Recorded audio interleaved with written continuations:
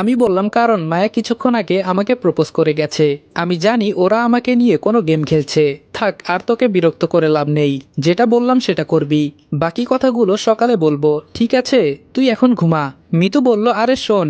আমি বললাম, সকালে বলিস কেমন? এই বলে ফোনটা রেখে দিলাম। সকালে ঘুম থেকে উঠে দেখি আম্মু কফি হাতে দাঁড়িয়ে আছে। আমি তাড়াতাড়ি বিছানা থেকে লাফ দিয়ে উঠে আম্মুর হাত থেকে কফির মগটা নিয়ে বললাম, আরে আম্মু, তুমি সকাল সকাল কষ্ট করে কফি নিয়ে আসলে কেন? যদি দরকার হতো আমি নিজেই বানিয়ে নিতাম, তুমি আবার কষ্ট করে। আম্মু আমাকে থামিয়ে বলল, হয়েছে হয়েছে, তোর আর কিছু বলতে হবে না। এখন ফ্রেশ হয়ে আয়, আমি যাই, আমার অনেক কাজ পড়ে আছে। এই বলে আম্মু চলে গেল।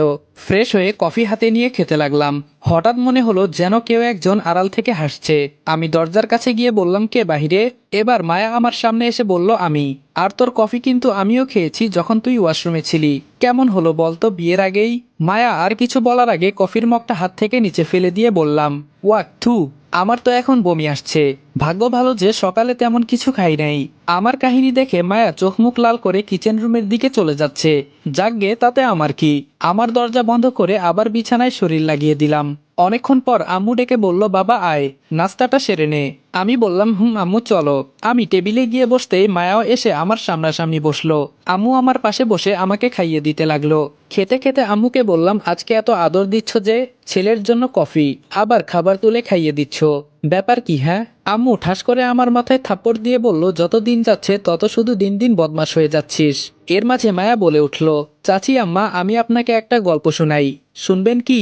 আমার আম্মু সরল মনে বলল, মা বল শুনি। এবার মায়া বলা শুরু করলো। একটা ছেলে তার চাচাতো বোনকে অনেক ভালোবাসতো, তবে মেয়েটা তখন রাজি ছিল না। যখন মেয়েটার মন নরম হয়ে গেল, মেয়েটাও চিন্তা করলো, আমার চাচাতো ভাই আমার জন্য এত পাগল, ভালোই তো হয় আমি অজানা কোনো ছেলের কাছে বিয়ে বসবো না, চাচাতো ভাইকেই তাহলে বিয়ে করে নেই। আর যখন মেয়ে রাজি হলো তখন ছেলে রাজি হয় না। এখন এর সমাধান কি চাচি আম্মু? আমি এই প্রশ্নের উত্তর জানতে চাই। আমার আম্মু এবার হাসি দিয়ে বলল, ছেলে হয়তো কোনো কারণ খুঁজে পেয়েছে, এজন্য রাজি হয় নাই, না হলে নিজের ভেতরে আলাদা একটা রাগ চেপে আছে।